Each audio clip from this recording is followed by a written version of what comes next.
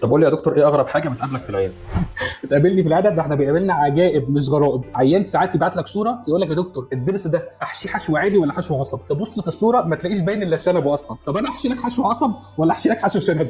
طيب مبدئيا هو اصلا ما ينفعش تشخيص عن طريق المسج. انا مش حابب اطنشك، بس انا حابب افيدك. انت لازم تيجي العياده عشان خاطر ابص عليك في ساينز او في اعراض انت بتشتكي منها، محتاجين نعمل اشعه معينه ومحتاجين نشوف التشخيص بتاعنا بالظبط يبقى جاي ازاي. لكن عن طريق مسج انا مش عارف هفيدك ازاي عن طريق مسج. يبعت لك عيان كمان صوره يقول لك ضاحك فيها كده، يقول لي دكتور التقويم ده يكلفني قد ايه؟ طب هيكلفك ازاي يا حبيبي؟ انا شفت عضك، يعني التقويم ده مثلا بيحتاج اشعاعات، الاشعه بتاعتك شفتها، شفت عضتك عامله ازاي، سنان داخله مش شايف اي حاجه، بعت لي صوره يقول لي دكتور يتكلف كام؟ طب ما انا لازم اشوف الحاله علشان اقدر في الاخر اقيمها واقول لحضرتك في الاخر الحاله تتكلف كام. كمان بسمع كتير ان الستات الحوامل بتخاف على البيبي بتاعها من بنج الاسنان. بالعكس الكلام ده غلط تماما، لان بنج الاسنان ما بيعديش البلاسينتا الباريال او المشيمه، فبالتالي بنج الاسنان امن تماما مع الحوامل. كمان يجي لك عيان عنده كميه جير في اسنانه وخايف يعمل تنظيف اسنان علشان تنظيف الاسنان ده هو اللي بيوقع السنان. الكلام ده غلط تماما، لان التنظيف ده بيشيل الجير اللي بيعمل ريحه وحشه وبيعمل التهابات في الاسنان. يجي لك كمان عيان خايف يعمل حشو عصب، ضرسه مموته اصلا من الوجع، ويقول لك يا دكتور اخلع لي الضرس لانه موتني، ويخاف يعمل حشو عصب لان حشو العصب هو اللي بيبوظ الضرس وبعد كده الضرس بيتكسر. لا الكلام ده غلط تماما. حشو العصب بنعمل بعديه طربوش وبنحافظ على الضرس والضرس بيبقى سليم معاك 100%. كفايه عليك قوي كده، انا لو قعدت احكي لك من هنا لبكره مش هنخلص عن المواقف الغريبه اللي بتجيلنا في العياده.